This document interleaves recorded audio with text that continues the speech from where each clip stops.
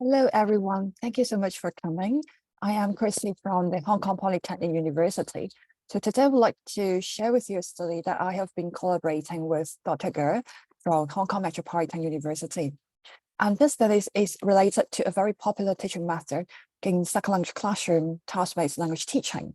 And the core of this method is to develop the students' communicative competence using some task or pedagogic tasks. And these tasks are meaning-based language use activities with a certain gap, like information gap, and the learners need to use the target language to communicate with each other in order to fill in the gaps and achieve some kinds of outcomes. So a very fundamental theory in this field is the cognition hypothesis proposed by Professor Peter Robinson.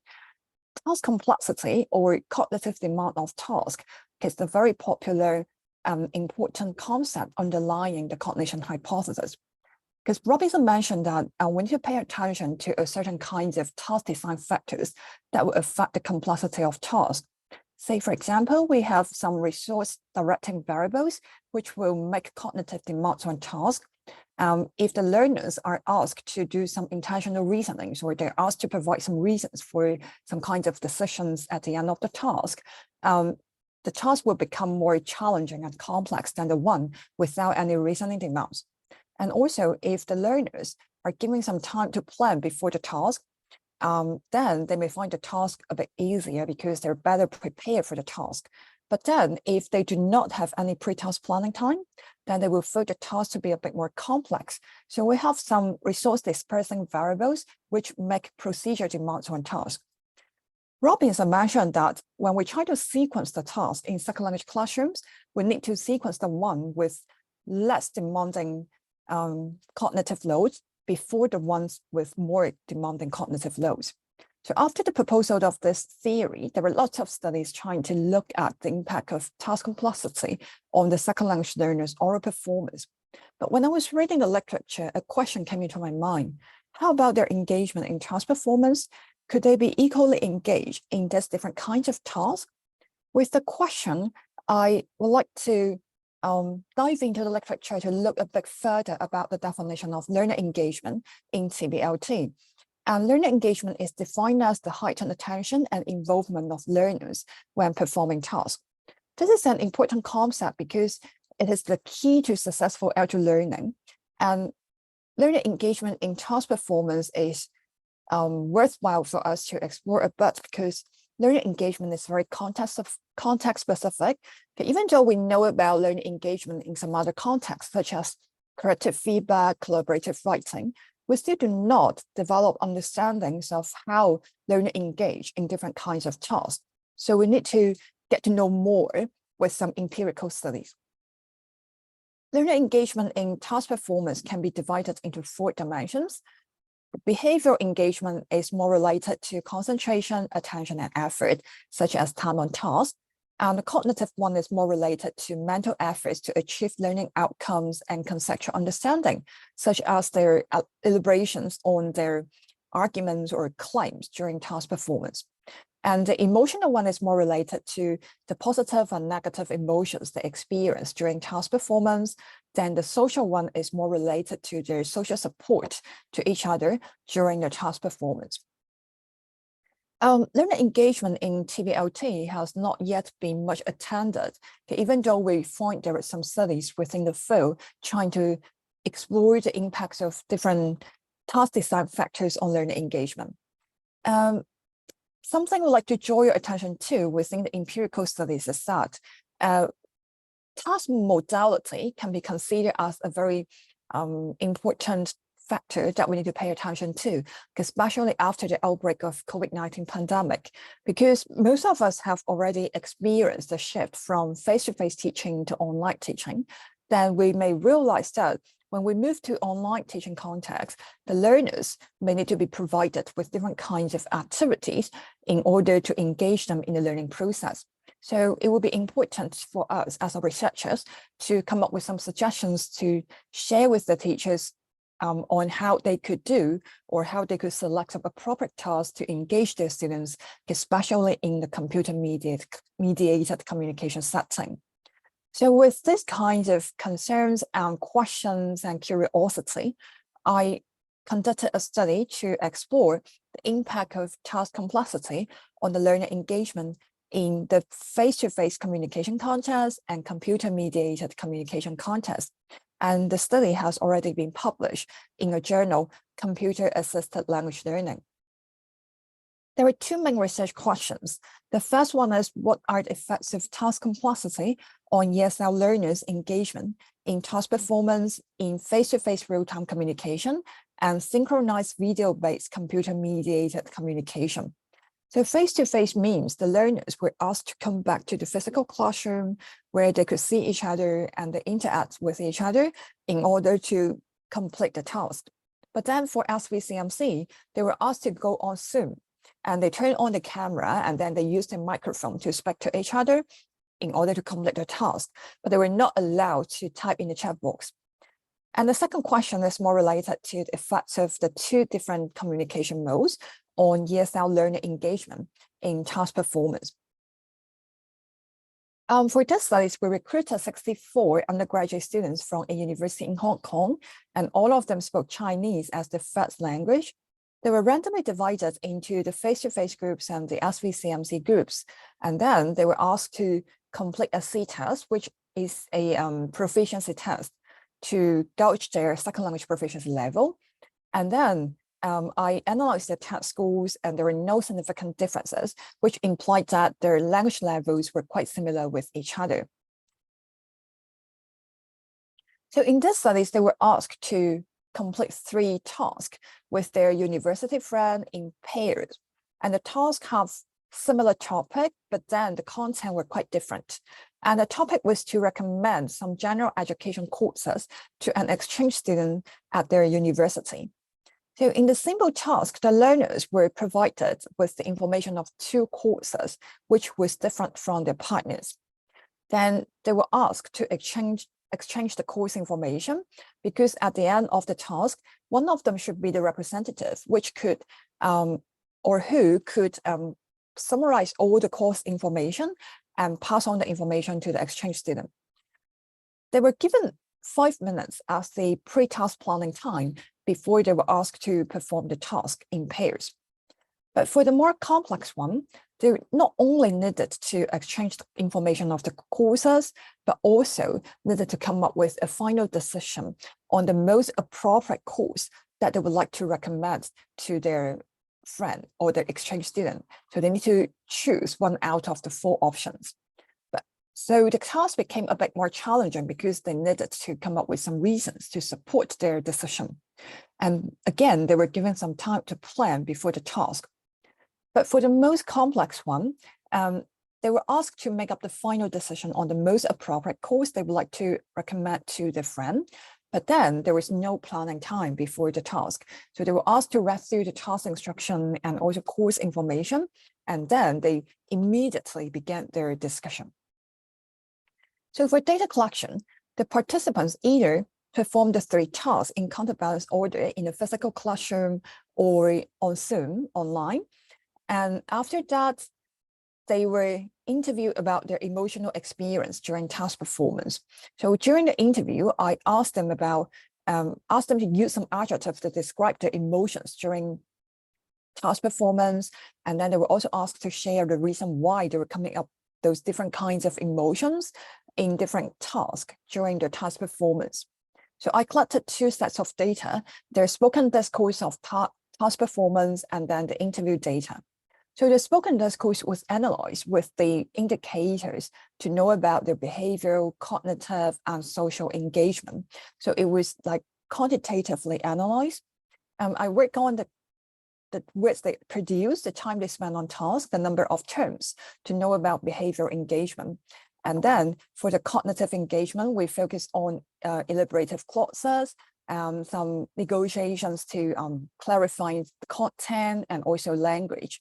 And for the social part, we focus on the number of back channels per 100 words, which were used to show their support for the interlocutor, but they do not carry any semantic meaning. Then the interview data were qualitatively analyzed with the content analysis method to know about their emotions during the speech performance. Then the quantitative data were analyzed with some non-parametric tests in SPSS in order to compare the similarities and differences among the three tasks. So this is what we find from the data analysis.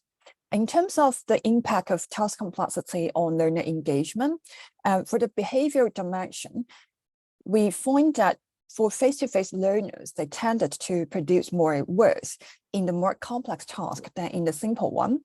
But then for some other indicators and also for the SVCMC learners, we didn't find any significant differences over there. But if we take a look at the cognitive engagement, in terms of elaborative clauses that were used to expand the semantic meaning and to elaborate on their arguments during their speech performance, we realized that the learners that were actually producing more elaborative clauses when they were performing some more complex tasks. It seems that task complexity positively or cognitively engaged them in task performance. And for SVCMC learners, in terms of content negotiation or like negotiation for meaning, they had more discussions on content in the most complex task than in the less complex one. This might not be very surprising because if they were asked to speak on Zoom, even though they turn on the camera, they still cannot see each other's gesture very clearly. Then they needed to rely on verbal exchanges or discussions in order to understand each other, especially when the task became more complex.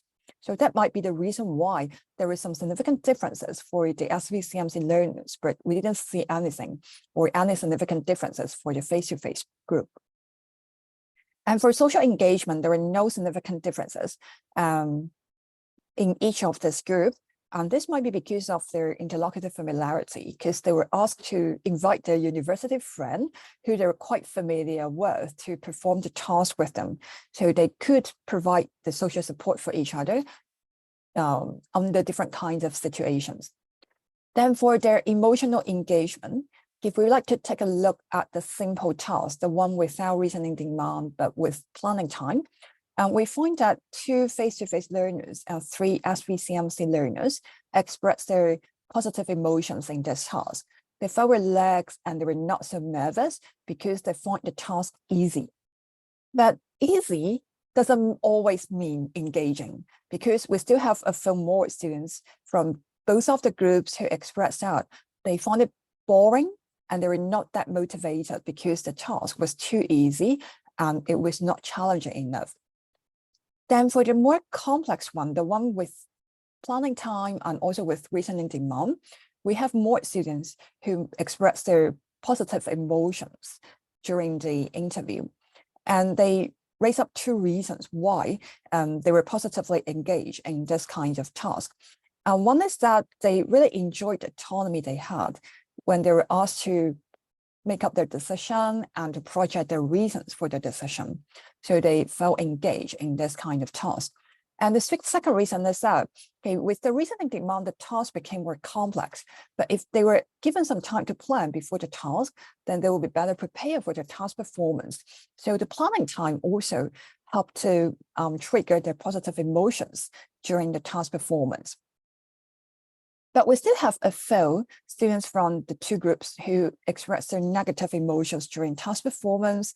They were nervous, but some of them mentioned that, well, the task was too challenging or not quite challenging for them. And for the most complex one, we have 8 face-to-face learners and 6 SVCMC learners express their positive emotions. Like one of them mentioned, it's weird to plan before you speak. In the non-planning task, I was not so fluent, but like daily communication, it's okay to be interrupted or to ask questions if I don't understand. So it seems that they had some positive emotions because of the relevance of the task. But we still have some students who did not really engage in this kind of very complex task because they just felt the task to be too challenging for them and they could not complete it in a very smooth way. So they had some negative emotions. And in terms of the impact of different communication modes on learner engagement, we didn't see any significant differences between the face-to-face and SVCMC groups in terms of behavioral and social engagement. And then for the cognitive engagement, the face-to-face learners seem to have more elaborations on their arguments in a simple task than the SVCMC learners. But if we take a look at the content negotiation, then we will find that the SVCMC learners seem to be more engaged in the most complex task than the face-to-face learners. For the emotional engagement from the interview, around half of the students prefer face-to-face to SVCMC, and they had some positive emotions during the face-to-face communication because they could see each other's facial expressions and gestures clearly, and the communication was more natural and authentic for them. And they had some negative emotions when they did some activities online or they were asked to perform the task on Zoom. This is because they find it still a bit weird to do it online, because for the Zoom one, they needed to look at the camera and also the course information simultaneously.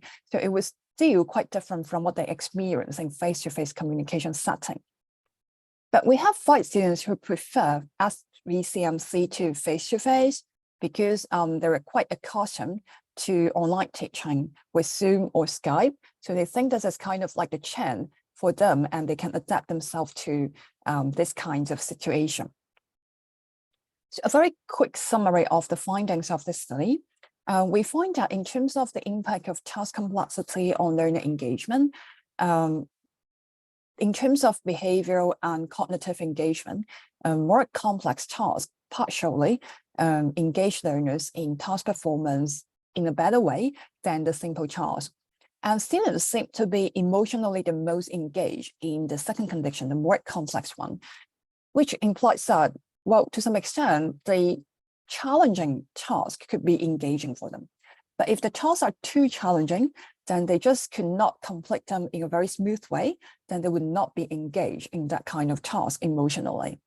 But for social engagement, there are no significant differences over there. And for the impact of communication modes, we just find that the SVCMC students were more likely to have some discussions on content if they were asked to do the most complex tasks.